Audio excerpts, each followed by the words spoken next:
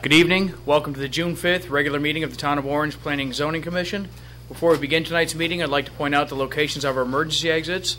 The first one is to my right, your left, where most of us come in and out of the building.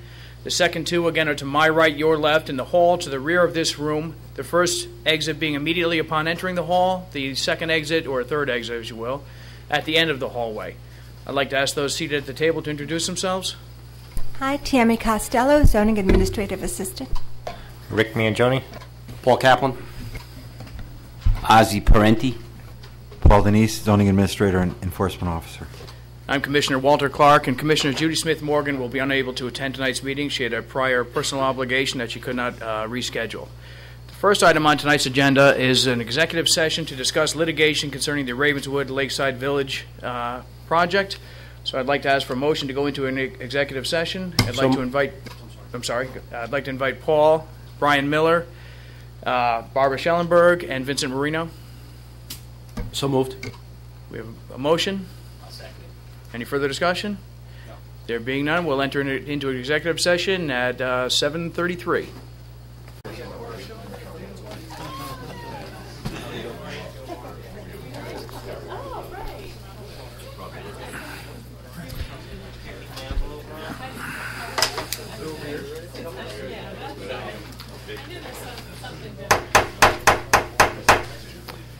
Let the record show that we were out of executive session at 8:07. We're going to skip several items and go into our public hearing. This is a continuation from our last meeting. It's an application for special exception permit or use submitted by James Ratcliffe for property known as 630 Racebrook Road. The proposal is to construct a 48 by 86 barn to house an indoor basketball court. As we stated, public hearing was opened at our last meeting. We continued it to this meeting. We wanted to do some field inspections. They were going to stake out the location of this barn. I've been there. I know Rick has been there. Paul's been there. I don't know if Ozzie had a chance to. Yeah. Okay. I also visited the neighbor's property and examined it. I spoke to Scott Allen regarding the site. There's clearly an issue on the homes on Pride Drive. That issue also clearly has been there for a considerable length of time. There's a drainage pipe in, I think the woman that spoke, I believe their name was Biga, if I'm not mistaken. In the lot next to them, there was a drain pipe installed on that lot that had been there for at least 30 years. So the water is nothing new. You know, one of the observations I had with the pictures in the water in their backyard, and also I went there yesterday as well for the second time to look at it, is if you notice, the water in the pictures was clear. It's a little bit more grass growing there now, but at the time it was all dirt. So if the water was flowing directly from these homes on Racebrook Road, that water obviously would have been murky. One of the questions I had was that, you know, although the water may not be flowing directly to this site, you know, is this essentially, as Ozzie pointed up, is this filling up the cup, preventing the water from draining off this site? And I do think that that's a concern. You know, I also have some concerns about the aesthetic concerns with the neighbors. There's going to be a lot of development in this area coming up. There's, 3 other lots approved going up towards Lambert, is it? Yeah. And then there's Mr. Riccitelli's land on the other side that I'm assuming is going to be developed at some point in the near future. So I don't know what we want to do about that as well. You know, if it were all developed and we could get input from all the neighbors as to their feelings on it, that's one thing. With it being wide open, I'm not sure how we want to proceed with that. Any of the commissioners have anything to offer? I visually, when I was walking the property, it's quite a distance from the property line, or at least the where the actually it is the property line, to the Pride houses. And it's difficult for me to imagine, especially given the testimony regarding the water flows, that this construction of this barn, because we're not even talking about the house now, we're just talking about the barn, is going to substantively impact the water problem that they've been having for years. I mean, I didn't see it. I don't think the testimony lend itself to that, at least the ones that I've heard, other than the testimony, and I fully believe the homeowners, that they have substantial water issues. I think the issue for the table, though, is does this particular construction of this barn slash basketball court, impact on that? And visually, it doesn't look like it did to me. As far as the aesthetics, it's so far back and so well protected from other houses. I mean, it's I don't know how many 100 and change feet off of Racebrook Road. What was it? I think it's 500. 500 Yeah, feet it's off Racebrook considerable Road. ways from 500 or Racebrook, I can't 480 or recall. something like that. I didn't see it as being a major concern, except for actually the house that he's putting up. The only one that really would be impacted, I think, is the lot number. What is it? Lot number 4. Lot number 4. And I think that's an issue, but that's no one here to oppose that other than Mr. Olson, who I don't hear from him. Seasonally, when I first went out there, which was the day after our last meeting, was before the leaves got out on the trees fully. And you could clearly see right to where this is going to be. I mean, there's no question that seasonally it would impact them. I mean, it's not to say you couldn't shield it with plantings as well. And I think the applicant stated that they would do that. My only concern really is, as I said, with the future development that we know is going to occur here. I can't remember, one of the neighbors pointed out, what happens if you're wrong? And that little notion that's stuck in my head is that, we're saying these things, and if you look at the topography, it clearly flows away from there. As I pointed out, that's not to say that it's not impeding the water from flowing off there as quickly as it would have. It's not flowing onto this lot, but it may be hindering the water flowing off of this lot. My only question is, with the additional development going on here, my personal opinion is that it might be prudent to wait. I know that's not what the applicant wants to do. I mean, obviously he's got construction going on. It wouldn't be, it would be not good for him to come back a year or two later. But it's. Would you feel different? Would you feel differently if this was a garage instead of a? No, it makes. I don't have any concerns about this being used for public use or anything like that. I mean, I agree. This guy was very credible. I thought. Absolutely. Yeah. I have Okay. absolutely no concerns about that. He's I wants to don't- play basketball. When you're saying wait, you were saying wait for the other development? Because That's my concern. the water from this barn doesn't go to Pride. I understand that. Right. It's Yeah. no way. But the water from Pride drains through the back of this, where this water drains through also.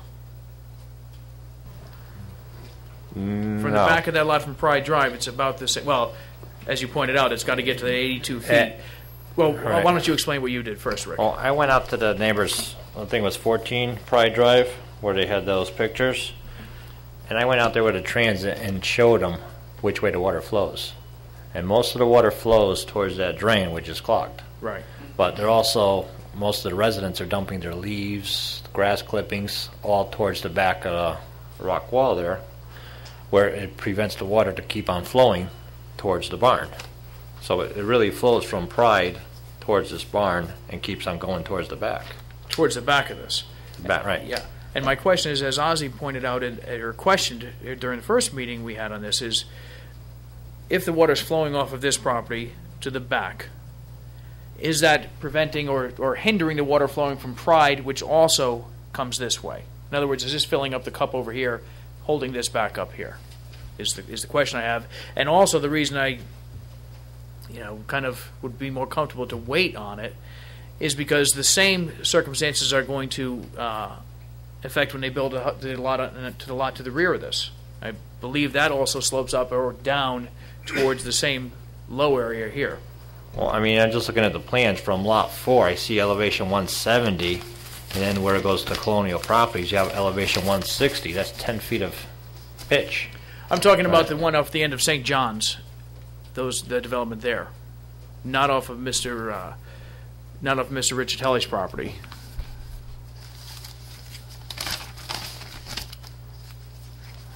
That's my question. And one thing that should be pointed out too is that both lots are pretty much barren at this point. The runoff is going to be more now than it ever will be, obviously.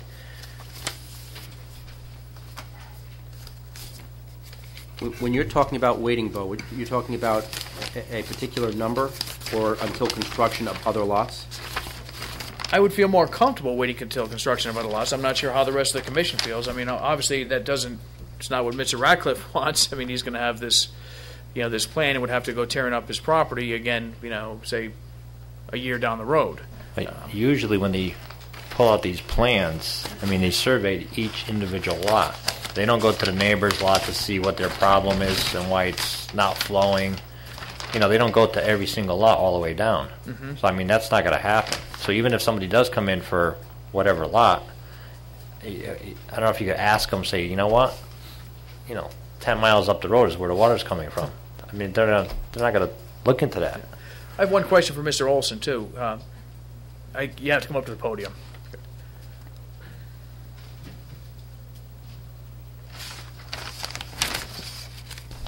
Sorry about that. The orientation of the barn shown on this map, isn't this building actually twisted that way? No, just the way it is. I measured from the point here to the raised mound, and that was about 76 feet, and that was shorter than the one that's down off the edge here. You got the offsets in there? I know they said offsets on the pins. Offsets in there. So that's what it was on the offset? Okay. Absolutely.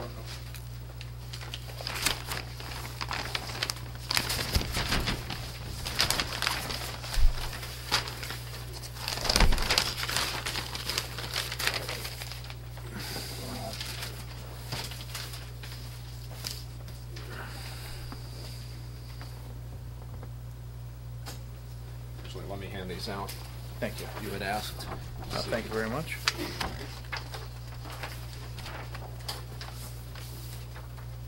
the two there, one there.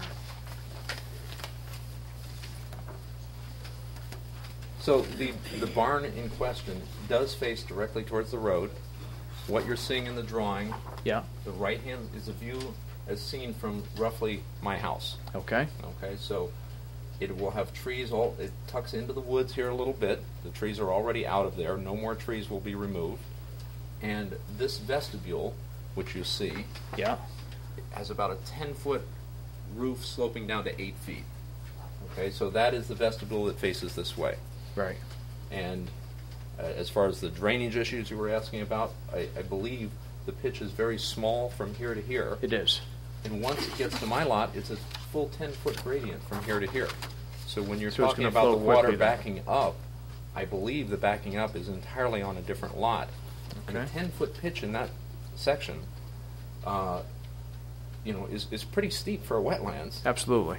Furthermore, the barn, the only consequence will be to move the water downstream and slow it down in the infiltrators. So what water is now going here will actually be moved away from it, so it will contribute to slowing down the water that is backing up in this area. So holding off on the barn in order to improve the water situation is actually the reverse of what will happen, I think. Okay. And there are a number of aesthetic questions about the barn. We're 420 feet, I think, Peter, is that right? 420 feet from the road. The bottom 8 feet of that is not visible from the road because it's so far back over the crown. My house is taller than the barn, so this is a conservation easement. I can't touch it. Matter of fact, not only do I not want to touch it, I'm sorry the infiltrators removed so many trees in front of it. I had hoped to have a wooded driveway. Okay, and furthermore, the trees that were left between the driveways were so pathetic they had to get removed, so I didn't get woods on either side of my driveway. I'm hoping to get that back in place. Okay. So the view temporarily will be the upper section of the barn as you go north on Racebrook. If you look slightly back over your shoulder, you'll catch a glimpse of it between the line of conifers here and my house. In the long run, I'm actually putting a small bend in the driveway here because I'm planting some conifers here so that people will not be able to look up there and sit and see the barn. Are you planning any plantings on the, would be, I guess, the north side of the barn?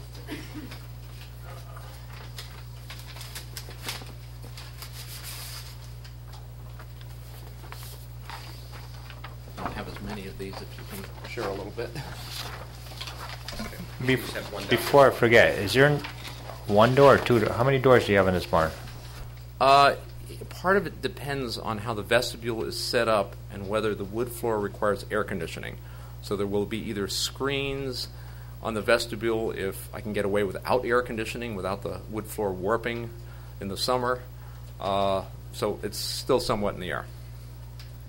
Okay, on the landscaping here, I'm planting in front of the garage. I'm planting some trees because I don't think the side of the garage is the most attractive part of the house. I'm also planting some trees where you look straight up the driveway.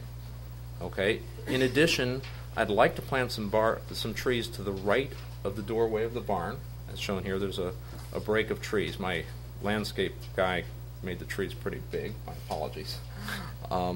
So that will be screening the barn somewhat from my neighbor, because there's a line of conifers there now, and I'm trying to complete that line.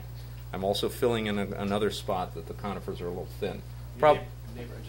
Jim, Yes. on the neighbor, you're talking about lot number 4?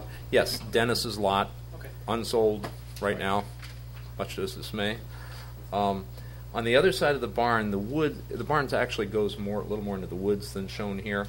I'll probably put a couple conifers on that because I want to break up the long side of the barn.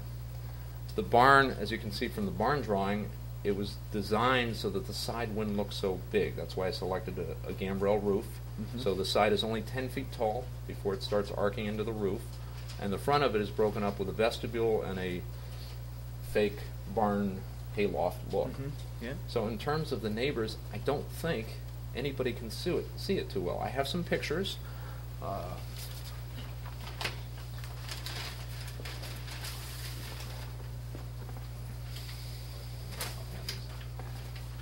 Okay.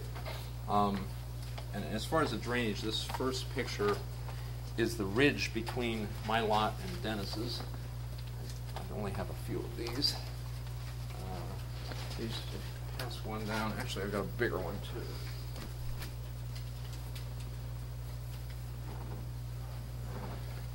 You can see a big one. So the ridge, that ridge, which is where the line of conifers is, that prevents any water from flowing towards the biggest lot across lot 4. Lot 4 definitely slopes towards their lot. I understand that.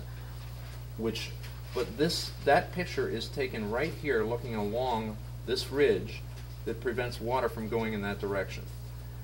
Later on, the water goes down, and following these perpendicular to these lines is going to hit where that 10-foot gradient is. So the water issue is very serious. We saw the flooding, but I think no water from my lot flows that way at all. And the only thing I will do in terms of the concept you expressed of filling the cup is I'm going to move the water further down from them by building the barn. And slow it. And slower. So the velocity will be reduced by the infiltrator. Mr. Lane remarked the other day he doesn't trust them. I'm not sure how much it will do. But, okay, and this picture here, that's where the barn will go. So the drawing you see where that truck is, and I will pass around some more copies. That. The truck is just roughly where the front of the... Yeah, it's somewhat situated where the barn is. So those are the trees that the artist is showing. Now, the two trees in the front left, the artist didn't understand. I said that they angled into the barn. They angled the other way, so those two trees aren't there. Okay. And your concern about the other properties being developed, the 4 lots, counting Dennis's lot and the lot behind, I believe they cover more than 20 acres. Is that right? For the 4 lots there, yep. Yeah. So we're talking. 20 acres. My biggest concern was the lot. That would be the end of St. John's, right Yep. here. That's a 5-acre lot. So I mean, there's quite a distance.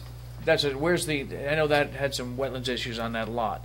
Yeah, there's wetlands in between the back of lot 3 and the lot on St. John's, but there's probably another 200 feet of distance from the property line to where that new house To where that house is going to be built. So, I would maintain we're talking hundreds of feet. I mean, this is a picture with the leaves in, looking through. No, I've seen them. I've been. Okay. All right. I was there yesterday. I don't know if you saw me or not, and I was there the day after the meeting. Okay. So, but the other lots are going to have similar issues. In the wintertime, the leaves will be down, and if you look through the tree trunks, you will see the barn. I'm not saying that you won't. I would not take Mrs. Biga's bet on that. She will see it. But what's the distance, Peter, to the nearest houses on Pride Drive? It's 435 feet roughly. So we're talking 435 feet. That's a long way through a woods. And in your interest in delaying, well, I wish I could have done this years ago. I couldn't. And I'm running out of time. My kids are 14 and 17. So you're casually saying, let's delay it a year. I don't have my kids in this very long. So I would respectfully petition that you not delay it while my kids grow up without this. You know, it's not a hardship not to have it, but it's something I'd really like. And I don't think I'm burdening my neighbors, given how much larger than ordinary lots. That's why I built this house on this lot, because I could hide the structure behind it, because I had 5 acres, and I knew that I didn't want to overwhelm a lot, because I'm the guy that's going to see this. I'm the guy living there. I tried to design it so I would think it looked nice, like, you know, like Wright's Farm, the barn on Wright's Farm, or I love the barns in Orange. So I'm very much trying to make this look nice for me, and I don't think anybody else is going to see very much of my barn, and over time they will see less and less. And over time, I won't get to use it with my kids because I'm not that young, and they're getting old quick. So, yes, the petitioner, me, is very alarmed at the idea of delaying this. So I hope you understand my point of view. It's something it's a huge expense I'm willing to incur, and soon really helps. Okay. Are there any other questions you have while I'm up here? Are there any other questions? What's the code about having 2 doors in a building? I mean, why is it? That would be a question for the building inspector. So Yeah. I couldn't really answer that. I mean, just in case something happened, you know, it's only one way out. Yeah. We're not as Paul pointed out, that would be the building inspector would have to address that issue as well. That's okay, and we're not finished with the design. There are a couple things. You know, I'm not sure they're going to be window or screens. If I have a fan in the back end of the roof, I might have a lot of screens in the front to draw air. That's what I'd really like. So we have the foundation, and the ironwork was designed by an engineer. So those are the key designs. And the structure then follows that engineering design. But the floor is kind of driving some other decisions about where the door is, and certainly that needs to be addressed. Are there any other questions about the... Are there any other questions from the public? Does Mr. Riccitelli want to address any issues here? He's an adjoining property owner.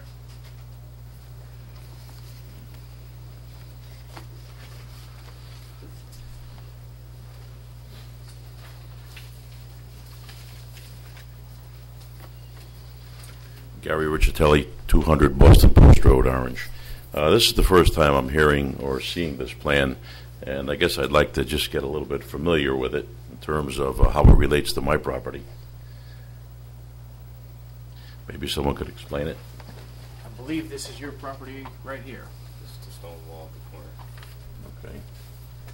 This is the upper field. Then St. John's is basically back here. Yeah, St. John's would be right up in here, right? Yep. Okay. Up in here. Yep. So this is, and the other house is where, right here? Right there, yeah. Okay, so this is going to be kind of behind this house. Yep. And 122 feet off the stone wall. Yep. So what is the elevation, this elevation going to look like? You're going to see the side of the barn. Basically, that angle from your property. It's going to be a shingle roof or an asphalt roof, or what is it going to be? Asphalt shingle, cedar, architectural.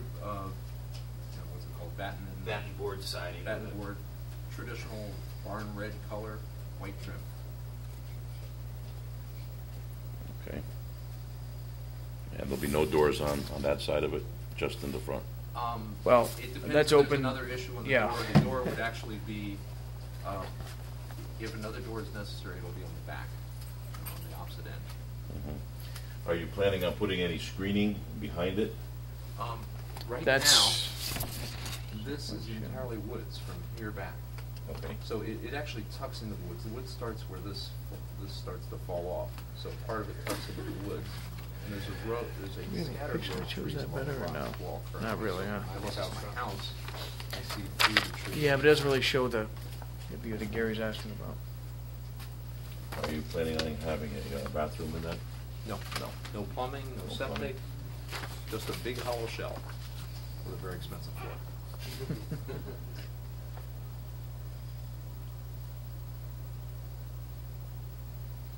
So you're just about at the same elevation right here as we are. And then At it this falls point. away, yes. Yeah, this is kind of a hilltop that extends roughly from here to here, and then Mhm. everything falls around that. Right.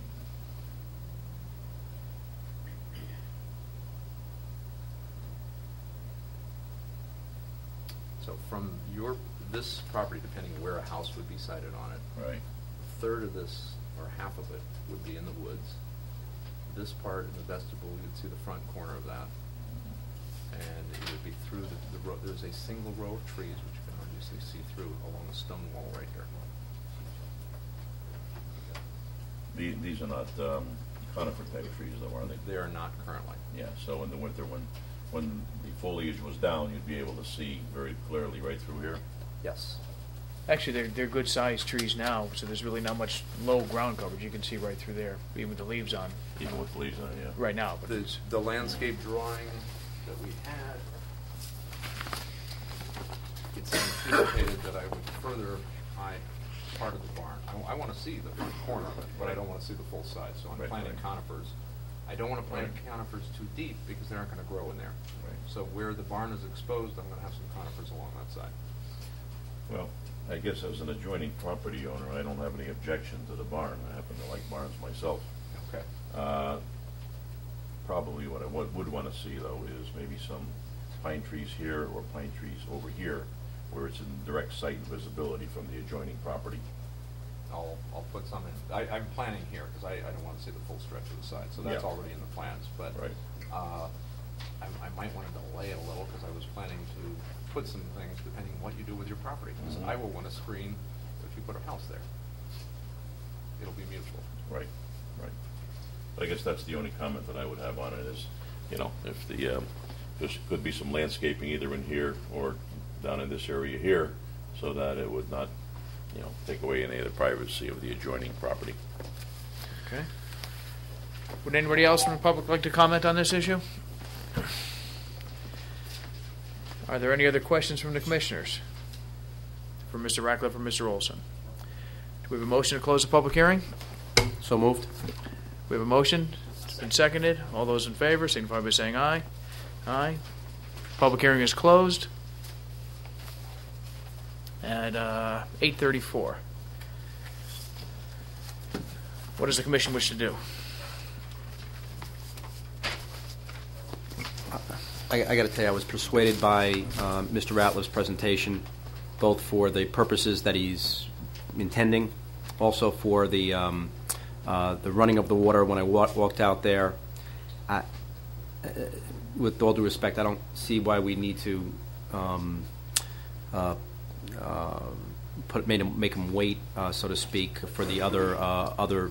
Albeit, I understand the concerns for the other construction, but I don't think that this has inlands wetlands approval, number one. Number two, I think he's demonstrated to us in good faith that the water course here does not affect the people's water problems on Pride Drive, although they are substantial. But I think they're wholly unrelated, or mostly unrelated, to this particular situation. I would like to see him be able to build his barn.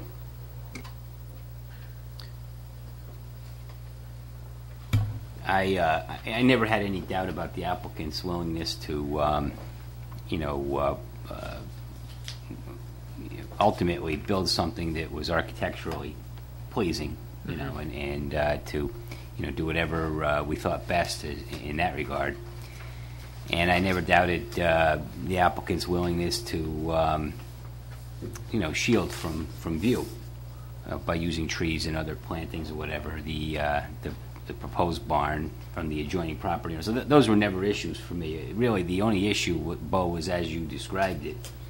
And I was also convinced that the flow of the surface water would be away from the Pride Drive. It was just a question of, as you described, filling the teacup and having it flow back. And that was the one issue that I was undecided on.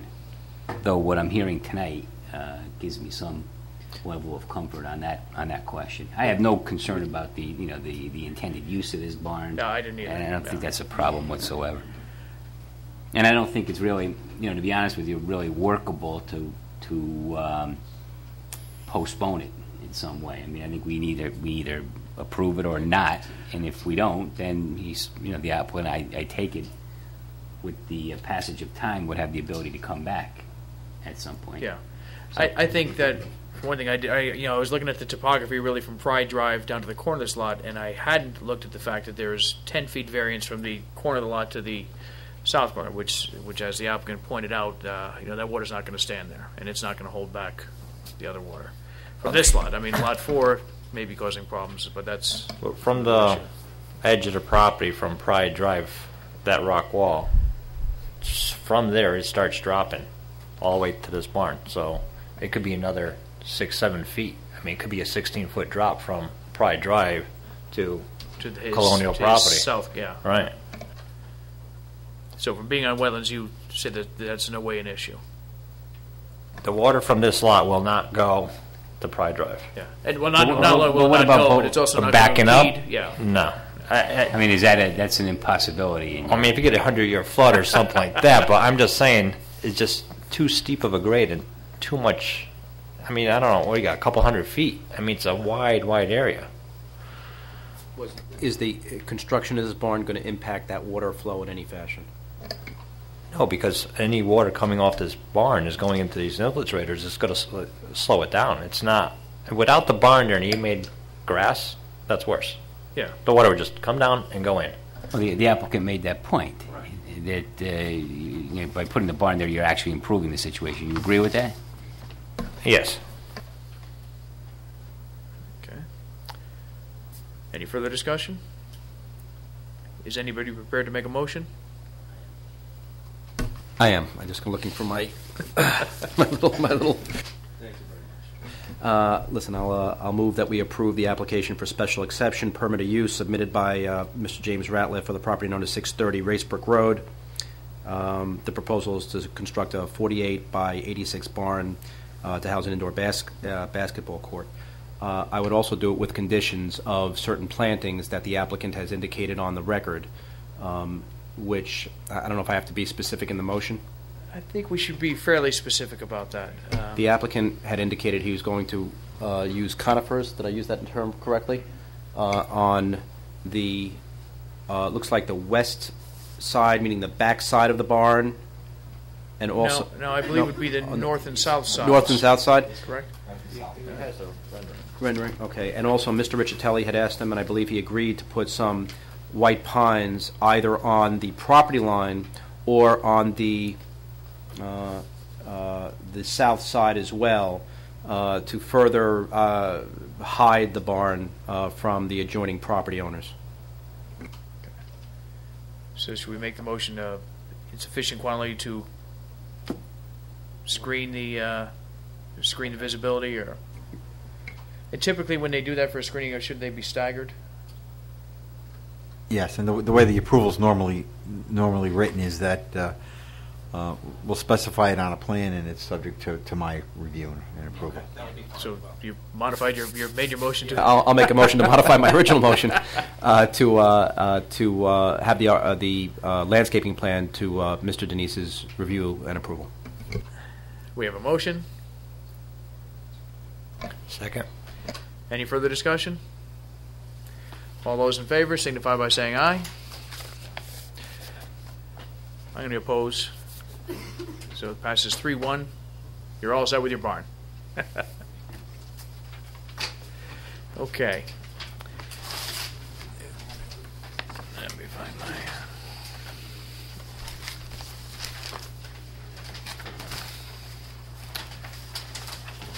The next item on tonight's agenda is item number 2, which is a site plan application, architectural standards supplement for property known as 550 through 560 Boston Post Road, owned by Erdstad Biddle Properties. Would the applicant like to come forward?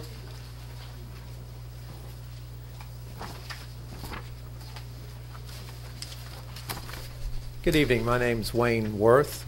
Home address is 52 Teresa Boulevard, Wappinger Falls, New York. And I work for Erstad Biddle as their construction coordinator, and I'm here this evening to introduce you to our new tenant and our architect who's brought a plan for the refreshing of the finishes on this center, and in addition to the center, a pediment is to be added. Most of you know our shopping center as the Orange Meadow Center, or the Trader Joe's Center, or Talbert's, or whatever you might have in mind when you look at it. But I hope you'll soon be thinking L.L. Bean when you go by, because this is the tenant that we're bringing to Orange.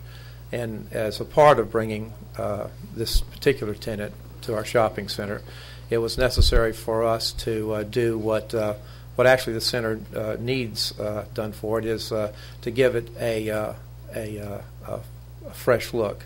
We are not substantially changing the structure of the center, but we are addressing the color and finishes of the center, and the architect with me this evening will go over those things. So I'd like your consideration and hopefully approval of our designs this evening. We have a very short building period in order to open L.L. Bean on their schedule of September, about 90 days to build. So without anything else, you want to start, or we? All right. We'll like to show you the plans for the changes, which I believe you do Yes, have. we do. Yeah. Some drawings. Good evening. I'm Charles Savigny, NDA Architects for the owner, Erstad Biddle, and I'd like to show you on this presentation board here the existing photo at the top, which is a photo montage of connecting photos to illustrate the actual photo of the center. It's hard to see it through the trees, but this is the existing center that is a Luca Bond type panel finish. It's a metal aluminum panel finish with channel letter signage for each tenant, and the storefront at this time is looking not to match the adjacent tenants, which is what the owner is trying to achieve, to make it look upscale. And our intent here is to treat the metal panel with a painted finish that has a sand texture in it. And that sample is actually illustrated here, which is part of the fascia board on this building. The fascia panel is metal, and it's going to be a Benjamin Moore painted application. The panel is acid etched first, and then this mixture of sand and paint is put onto this, and the finish comes out looking like this. This currently is on chipboard, but that was for the presentation, so we didn't have a metal panel to show you. But it's actually been presented at the site now, and it's on there, even though it's a different color. But this is the color that we're going with. This is HC44 Lennox Tan by Benjamin Moore, and this is an exterior proven finish, so that this application isn't just going to go on and then after a couple of months not adhere. The second thing on top of this is a cornice, which is an EPS foam shape by Dryvit Industries. They manufacture the foam shape to whatever shape that we want. It's a colonial molding, which is illustrated in the elevation, that is going to be 2 feet tall. And so we are actually extending the top of this coping so that it's 2 feet tall to accept it, because currently you cannot attach this EFIS product or this EPS board to metal. It won't stay. So we're going to build it up with metal stud, re-roof the back, put Den's glass gold on the front of it, the EPS foam shape on top of it, which will be a color which is this color by Dryvit, which is called a colonial tan. And on top of that, we're going to have a continuous new cat flashing throughout the whole center. And the portion of the center that is new, which will be for the new tenant, which is L.L. Bean, is this portion right here. Currently, this is all an acrylic plastic with what's the bronze aluminum skylight system. And that's going to remain? This part was blown off during a storm. Currently, it's not there. So what we want to do is put the new portion in and add the new tenant construction above. all the storefront below, the entire center remains. There's nothing happening below except for a new storefront door and then this new portion above with their new signage.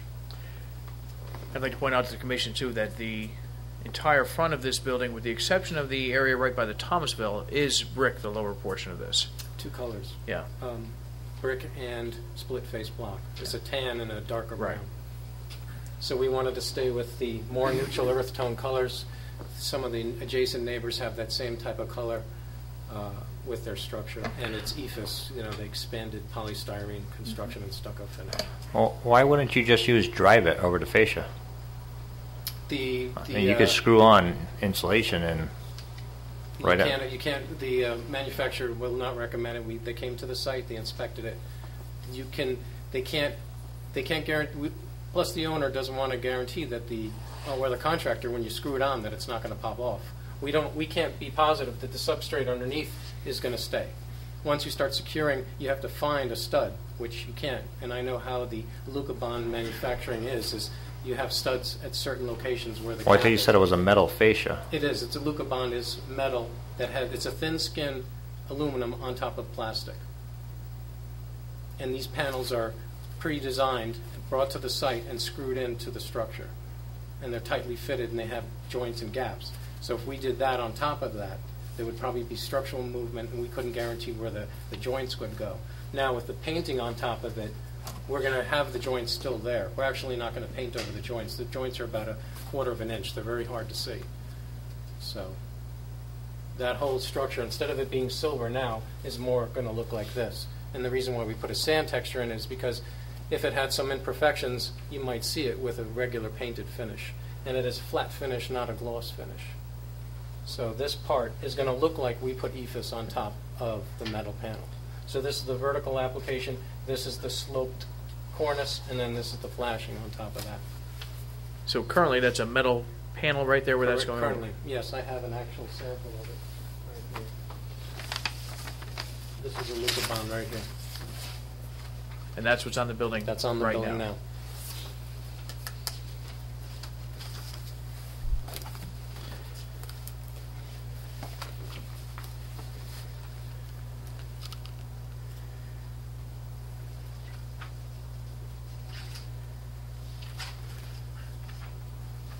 The manufacturer for this paint, Benjamin Moore, said it will stick to that? Yes. Yeah.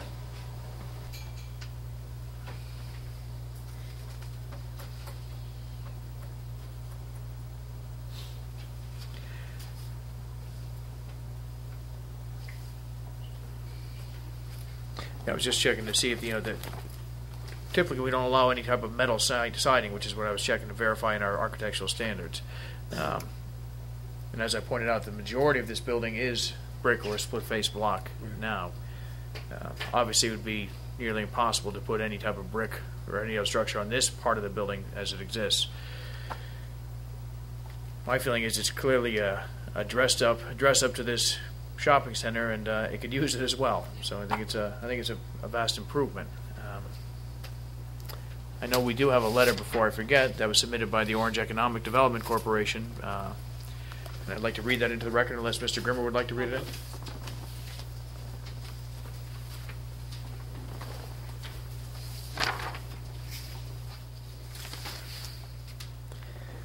Good evening. My name is Paul Grimmer. I'm the Executive Director of the Orange Economic Development Corporation. Before I read the letter, I just want to say that over the last month or so, I've had a number of really great conversations with Wayne Worth of Erstadt Biddle and many of his staff. It really is a nice thing when somebody wants to come to town and redevelop their plaza. I mean, you can see all up and down the Boston Post Road where there are a lot of properties that could use this, for the lack of a better term, tender loving care. We've had a lot of criticism lately because of all of the investment that's going on in Milford with the mall and where Circuit City moved to, and the place right across the street. And this is the type of activity that we need to see in Orange. Orange is extremely vibrant and active, and just it's a retail haven. But it's this type of activity that we need to see that others need to see to continue the longevity and the economic prosperity that we've seen for years. So that's my little aside. But I just want to read the letter. Dear Mr. Clark, the Orange Economic Development Corporation is pleased to witness the planned improvements of the Erstadt-Biddle property. This type of private investment is critical to the economic viability of the Boston Post Road and should be supported by the town of Orange. Combined with the proposed opening of the LL Bean outlet, this development provides a nice shot in the arm to the community's economic development effort. The improvement of this property will generate new real estate tax, personal property taxes, create new employment opportunities, and encourage further growth within the town of Orange. Thank you for this opportunity to present our thoughts regarding this application. Sincerely, Ronald Wallach, President. Thank you very much, Paul. Are there any questions or comments from those in the public? Any other questions for the applicant from the commissioners? Thank you. Thank you. I think this is a vast improvement over the existing conditions there. And I'm certainly in favor of it. It does dress it up, and I agree with the comments in the letter from Mr. Wallach and with Mr. Grimmer. Bo, it looks like, based on my interpretation of 383E5A, meaning that the vast majority, or at least a good portion of this, is brick to begin with. And go ahead. Before we go further, it's E5B that covers this. E5B. Oh, I'm sorry. But yes, you're right. And it does. It seems like it complies with our regs. It does, and the fact that, as I pointed out, the majority of the building is brick or split-face block. And again, we have to take into consideration too that this area of the building would be nearly impossible to add brick to. First of all. But it does comply with our regulations, and it actually brings it more into compliance because it's getting rid of that metal strip that is addressed specifically as not allowed in the architectural standards. So it's not only greatly improving the existing structure, but it's making it more compliant with our regulations.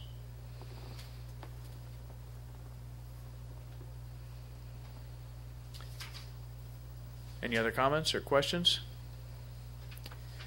Is anybody prepared to make a motion? I make a motion to approve the site plan application for the architectural standards supplement for property known as 550-560 Boston Post Road, owned by Erstadt-Biddle Properties, Inc. Better job than I could have done. We have a motion. Anybody care to second it? I'll second the motion. Any further discussion? There being none, all those in favor signify by saying aye. Aye. Motion passes 4-0. Thank you very much and welcome. The next item on tonight's agenda is discussion of the Sprint telecommunications facility to be located at 281 Dogburn Road. I had sent an email to everybody with a letter that I had drafted that we plan to send to the Siting Council. Are there any changes or recommendations to the letter? If there being none, I guess we'll ask for a motion to send that to the Siting Council. I'll move that we sign it, and thank you very much for your time in putting that together. We have a motion. All those, any further discussion? There being none, all those in favor signify by saying aye. Aye. That passes. I'll sign this and send it to Tammy.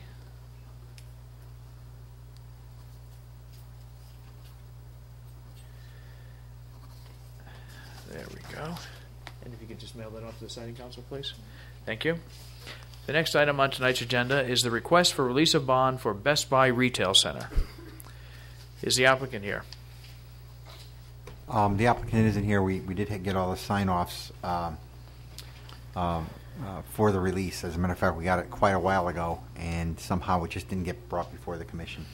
Okay. That center's been up and operating, and there was one minor issue with regard to the an architectural feature at the end of the building, and that was resolved before the commission. Okay. So there's all the work's been completed. Everything's been completed and it's been functioning. It was just an oversight on the bond. As a matter of fact, it's in. I think we even released the cash bond, but this is an insurance bond. Okay. So we have all the sign-offs, and there's no outstanding issues. Okay. Anybody care to make a motion? Yeah, I'll move that we release the bond for Best Buy Retail Center. We have a motion. Anybody care to second it? I'll second. It's been seconded. Any further discussion? There being none, all those in favor of releasing the bond signify by saying aye. Aye. Motion passes 4-0. The next item is a request for reduction of bond for Sunrise Hill Estates. That's going to be delayed. I've been talking to some of the other municipal department heads, and there is concern, although there has been some substantial work done. Normally, when a bond is reduced, a project has been further along in terms of where it's been completed. So there was concern there.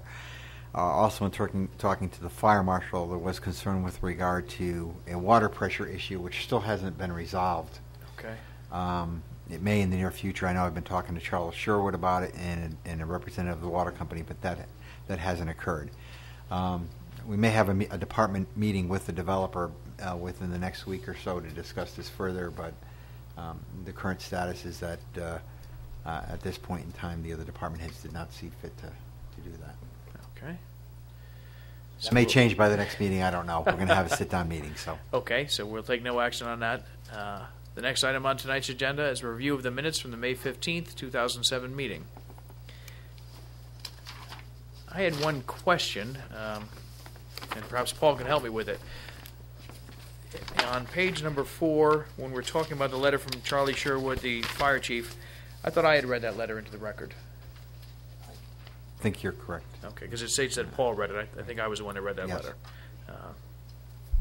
Other than that, I have no issues. Make a motion to approve the minutes as amended. We have a motion. Would anybody care to second it? I'll second. Any further discussion? There being none, all those in favor signify by saying aye. Aye. Passes 4-0. Next item is old business. Just to bring you up to date on something we touched on last time is the grant that we're applying for through the Orange Economic Development Corporation was approved. Paul has been working with Paul Grimmer to set up the RFP, and hopefully that'll go out shortly. Yeah, I was hoping to have it completed tonight for your review, but I'll probably complete it tomorrow and get it out to you for your comments and concerns. And we can move on that at our next meeting. So, anything else under old business? We go on to new business. Just one thing, I had a call from Tim Smith, the fire marshal, and he questioned whether we had ever discussed GIS mapping.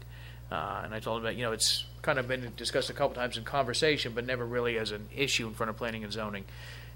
He's looking into ways to implement that in the town, maybe try to spread it out through different departments to get it through budget periods and so forth. So it's something we may want to look into in the future, and just want to let you know that we did have that conversation. Other than that, I have nothing under new business. Anybody else? The report of the zoning enforcement officer. There was one letter in your packet that had to do with the State Street proposal and a request to modify that, and I know that the property owner is here seeking to be placed on the agenda tonight. Okay. Do we have a motion to put that on the agenda? I'll move. Also move. I'll second. Second. So we're placing on the agenda. How do we want to word that, Paul? There's been a request for a modification of special permit. There's a proposed change to the stacking lane of the cars to the approved drive-through. Okay, so we have a motion. I believe. It's been seconded. All those in favor of adding that to the agenda signify by saying aye. Aye. We'll add it to the agenda. Would the applicant like to come forward?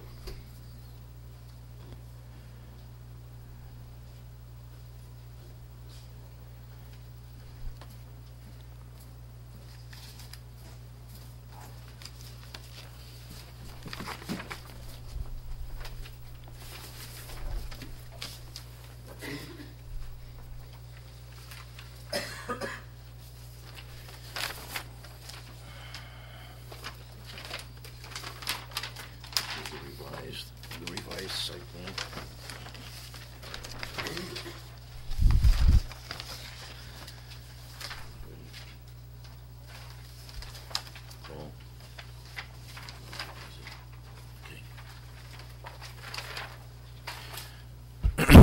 My name is Gary Riccitelli, 200 Boston Post Road, Orange. I am the owner of 377 Boston Post Road, known as Central Post Associates. also the landlord of 99 Restaurant and Steak Street Restaurant. Approximately 3 months ago, Steak Street Restaurant appeared before your commission on a request to install a drive-through window in the restaurant, which originally was not part of their application. The request was granted, and recently, when construction began, there became a dispute between the 99 Restaurant and Steak Street because they were not involved on the original site plan modification. We had a couple of meetings in an attempt to resolve the issue, and I think we have resolved it with certain changes and modifications being made to the drive-through lane. Initially, the drive-through was approved on the basis that cars would enter from the Boston Post Road, they would bear to the right and continue straight towards the rear of the property. When they got to the back of the building, as is shown on this plan, let's see, you can all see it here. The original approval showed the cars going to here, making a left turn, coming through here, and then going through the drive-through in this fashion, and either taking a left or a right to get back out onto the Boston Post Road. The issues and the problems and complications in doing that are the following: that by cars coming from this outside lane and making a left turn here, from the standpoint of the 99 Restaurant, is that this is their loading area right here, and they do not want drive-through traffic interfering with their loading. And also, it's a much safer flow of traffic by having the cars continue all the way down to the furthest drive lane in the rear of the parking lot, then coming across, and then a straight shot right down through the drive-through here, as is shown on the revised site plan in blue. Additionally, they wanted some new signage installed, and I've indicated on your plan as sign A, which would be located approximately right about here, where there's a light pole, and we would put a sign saying Steak Street drive-through, drive slowly. And then sign B would be located to the rear of the property. It would be a pole with an arrow on it pointing in the direction of the flow of traffic. And then sign C would be located right at the exit of the drive-through, which would basically say drive slowly or cautiously. In addition to that, there was a request made to relocate the employee parking, which formerly was in this area. Now to relocate the employee parking to the rear of the property so that vehicles would be parked there all day long and you wouldn't have in and out traffic interfering with the drive-through traffic coming in, as well as on the westerly side of the property there's about another 7 or 8 car parking that would be utilized for employee parking. Finally, in relocating this traffic and this drive-through lane, it would mean that the original menu board and the order window was located right about here. Now it would be moved and shifted about 10 feet to the west, right about to the corner here, as it's shown on the revised plan. In speaking with Tim Smith, the fire marshal, we wanted to make sure he didn't have any issues or concerns with this, and he had no issues at all with it. If anything, he thought it was actually a better and a safer traffic flow, so that in the event of a fire, he would be able to, get his equipment all the way around the building and also on the adjoining property as well, because we have cross easements on both sides, the front and the back of the adjoining property, which is the Bear and Grill restaurant. Did you have the opportunity to get his comments in writing? Yes. You do? Good. Yes. We learned our lesson on that one. Who decides on the verbiage in the sign? I mean, it makes sense to me, but Who has the ultimate authority? You do. I was fortunate enough to catch him in the office. Sorry, Paul. What was that? no, I had asked Paul Denise. The signs make sense to me, but I wanted to know if there was any if Tim Smith or somebody else had jurisdiction over the sign language. And Paul said that we basically have jurisdiction. Well, we kind of need to get before we can approve the signage, we need to see what the signs look like. That's a, No, I meant just the language in the signs. okay. Where the transformer pad is there enough bollards there where the employee parking lot is, since they're coming right at it? Where you looking, Rick? Or you see employee parking, I assume where it says BCLC, Okay, that's the transformer pad, the power to the building, okay, yeah, because it's notched out that way. okay. Is that it? Yes. Okay. Right now, there's 7 8-inch concrete-filled bollards protecting the transformer, and that was required by UI when we installed it originally. And even if the drive-through wasn't rerouted through there, it's still a drive lane as it exists presently. Okay. And it is addressed, it is protected by bollards currently? Yes, it is.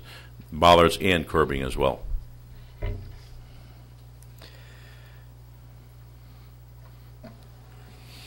Does your tractor trailer, when they deliver, do they just back in here, or do they drive around this whole parking lot? Do you know? I really don't know. I haven't seen when they make their deliveries, but I would imagine they drive in and then back up to the back door where their kitchen is located. Like pull down and back up? Well, the reason I'm asking, because people are going to cut through to go to a shorter drive-through still. I don't know if you wanted to put a curb there. You know what I'm saying? They're still going to take that left-hand turn. Yeah, that's another thing which I also wanted to mention is that one of the requirements would be from 99 to protect that from happening is that we would put on the pavement no drive-through traffic in that area and maybe cross-hatch it. And in addition to that, we'd add a few more arrows along the drive-through itself.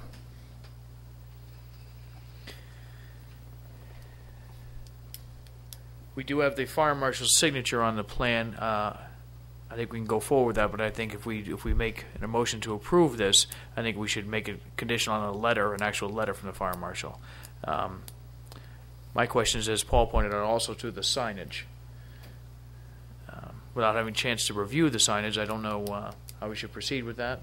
Paul, any comments or advice? Well, probably at a minimum, we would need dimensions and a view of what it's going to look like. But we could do that we could have a separate Application. I'm gathering you're in a hurry to get this through since you ran around chasing down the fire marshal today. So Yes. I'm trying yes, to. Yes, we are, and we're certainly willing to, to listen to any suggestions you might have on the signing. I mean, alternatively, we would propose to make the signs 12 by 24, 12 inches high by 24 inches wide, and have the language on it that's specified here on the plan. I would prefer to review the signs when we had actual pictures and actual dimensions of the signs. Just how I feel about it. I think we can. Can we tailor that so that at the time they're ready to open, that they'd have to get a sign permit, no different from the sign on the building? Paul, does that suit your needs or that way, or would you rather we proceed by having it come back to us at our next meeting? I'll leave that up to you if you feel. Can this be approved by Paul administratively, or do we need? I mean, can we say it's been done both ways in the past? Yeah, can we say it's subject to approval of the proposed signage by the zoning enforcement officer? I'm comfortable with that as long as Paul is comfortable with it. I'm pretty comfortable with it. What I try to do in reviewing these signs is I want to make sure that they're directional in nature and trying to guide rather than provide additional advertising. Yeah. Well, that's exactly what they would be, is strictly directional, and they would not be for the purpose of advertising at all. Okay, so we could make that in the form, we could include that in the motion too, and then have Paul handle that administratively, if that's what the commission chooses to do. Are there any other questions for Mr. Riccitelli? Are there any questions or comments from the members of the public? No? What does the commission wish to do with this issue? Make a motion to approve the modification for Stake Street drive-through access, and the sign detail be taken care of with Paul Denise. I'll second that. In further discussion, I I'd like to add that we, if you could, that we get an actual letter from Tim Smith. We do have a sign off from him that he initialed and signed the plan, but I'd like to get that in the form of a letter as well. So we'll make that conditional on receiving a signed letter of approval from the fire marshal, if you care to do so. I'll re-second. Okay, so we have a motion. It's been amended. It's been re-seconded. Any further discussion? No. And Paul, you're comfortable with proceeding with the signs in that fashion? Okay. My only other comment is again, we're supposed to get a bond posted prior to this work being started, commencing. And we still have not received that bond. Was that a requirement of That was a the requirement, original yes. drive-through approval? Yes. Okay, has the amount of the bond been established? I believe it has, yes. Okay, I will discuss it with them and make Okay, sure that just they to- comply so I with just the- want to with the requisition. So we should include that with our motion as well. It's one of the. the bond has already been placed on the project, and again, it should be in place prior to construction. Okay. Any other issues? We have a motion. It's been seconded. All those in favor signify by saying aye. Aye. Motion approved, 4-0. Thank you very much. Paul, will you contact Tim Smith to request a formal letter? Okay.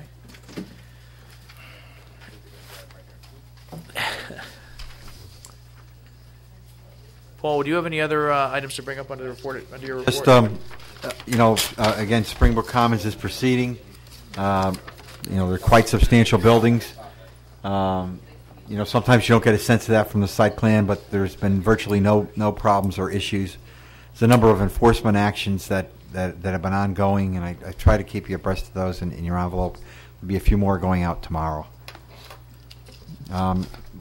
It's a time of year when Tammy and myself are using up the last of our vacation, so at times for the next few weeks I'll be in the office and she'll be out, and vice versa.